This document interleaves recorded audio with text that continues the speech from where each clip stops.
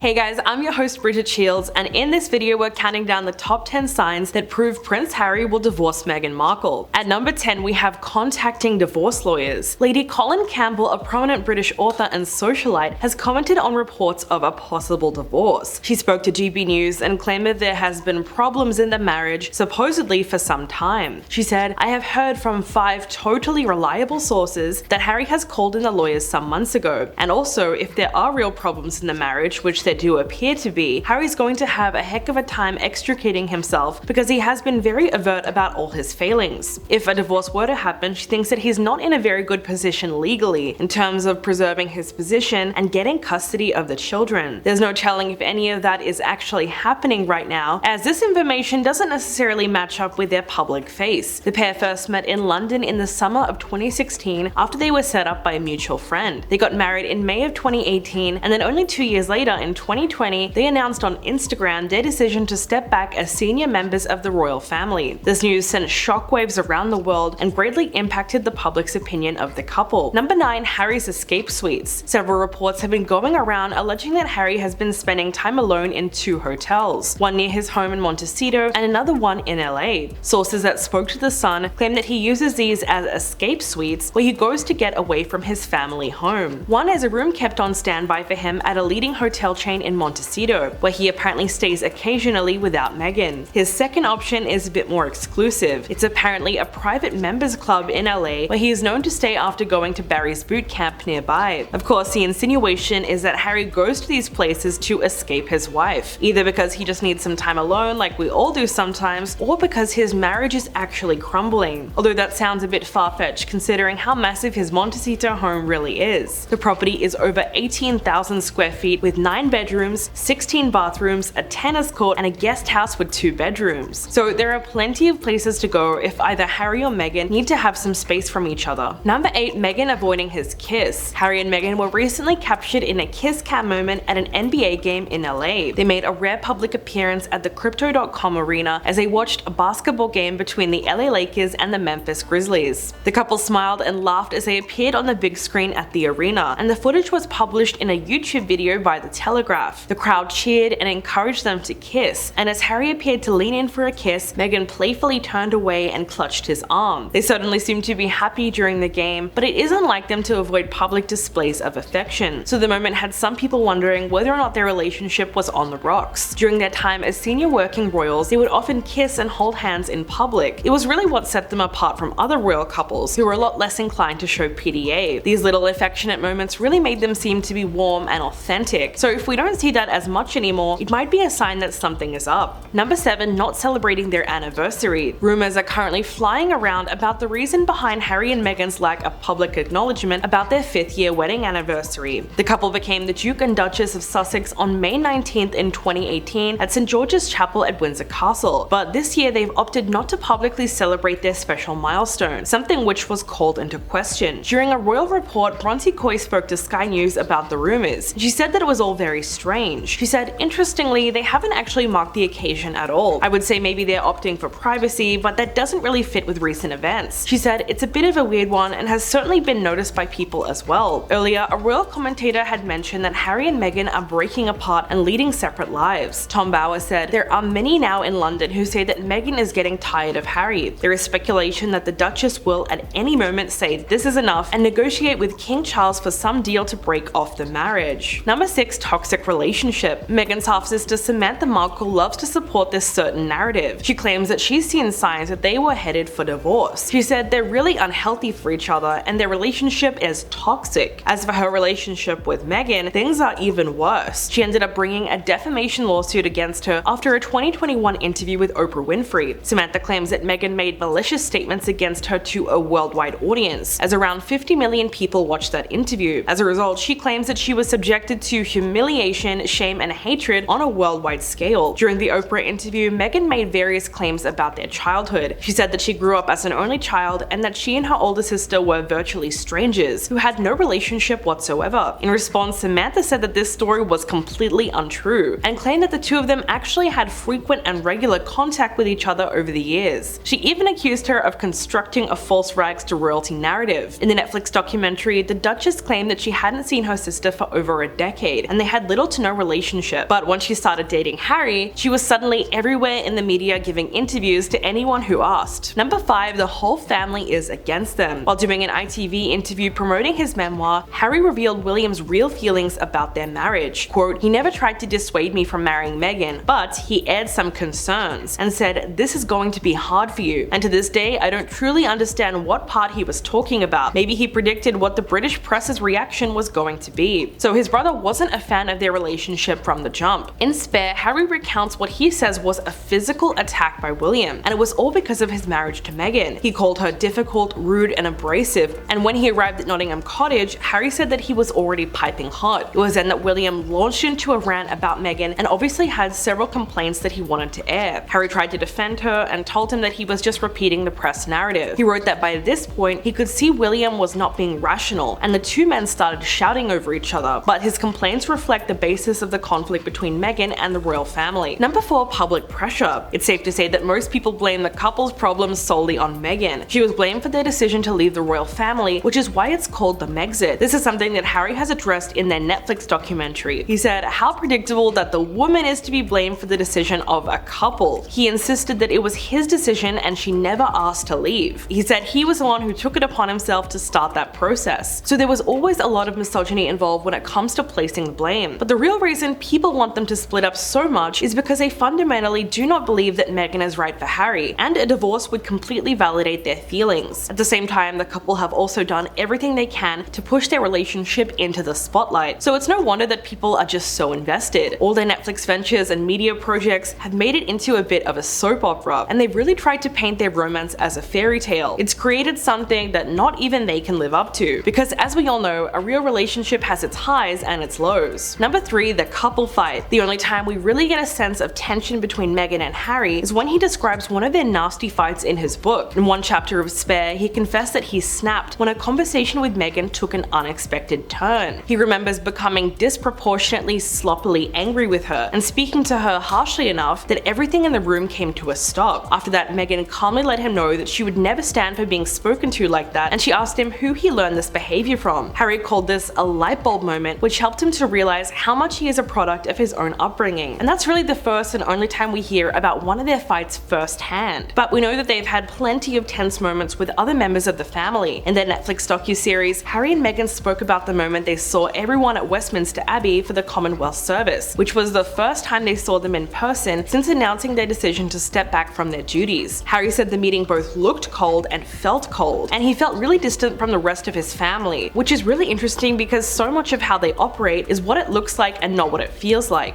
Number 2, dirty laundry. Of course, so much of the blame has been placed on Meghan, who's been accused of tearing Harry away from his family. Since their exit, they had taken part in a series of media projects which seemed to target the monarchy. They got a ton of criticism after the release of their Netflix documentary, and a lot of it comes down to the apparent hypocrisy surrounding their decision to leave the royal family in pursuit of a reclusive life away from it all. The series again pushes this idea of excessive media intrusion into their lives, with multiple clips of the couple being pursued by crowds of paparazzi. And so people feel that the added publicity and attention they're getting from the documentary was completely at odds with their reason for leaving the UK and abandoning their royal duties. In fact, they've received so much backlash for this that they had to release a statement saying that they never wanted privacy in the first place. Even South Park made an episode calling them out. This was called the Worldwide Privacy Tour, and throughout the episode, Harry and Meghan are depicted walking around holding signs demanding privacy, but at the same time they appear on various talk shows and at public events. So it was very clear that this was made to mock them for hypocrisy. And coming in at number 1, attending the coronation alone. While Meghan stayed in Montecito with Lilibet and Archie, Harry was noticeably uncomfortable when he arrived at Westminster Abbey for the coronation service. As he was walking into the church, he was chatting with his cousins Princess Beatrice and Eugenie and their husbands. But something about it seemed a little awkward. He was the only one who came solo in between two couples, and he sat in the third row with them. Meanwhile, his brother William, Kate, and their children were sat in the front row. As the service continued, Harry looked like he was just going through the motions. He sang the hymns and said the Pledge of Allegiance to Charles, but he never really cracked a smile or showed any sign of happiness at the occasion. We also didn't see any interaction between him and his immediate family. The only thing he did was glance at William a couple of times, but that's about it. If anything, he just looked very lonely. After the service, Charles and William took part in the coronation procession back to Buckingham Palace, while Harry left the event alone. He wasn't invited to the balcony appearance, and he probably didn't have a reason to stick around. As far as we can tell, he still isn't on speaking terms with Charles, Camilla, William, or Kate. That's probably why he left as soon as possible. Harry was spotted traveling to the airport just hours after the crowning ceremony, and his flight landed in LA that very same evening. So what do you guys think about the rumors? Let me know in the comments below, and I'll catch you in the next video.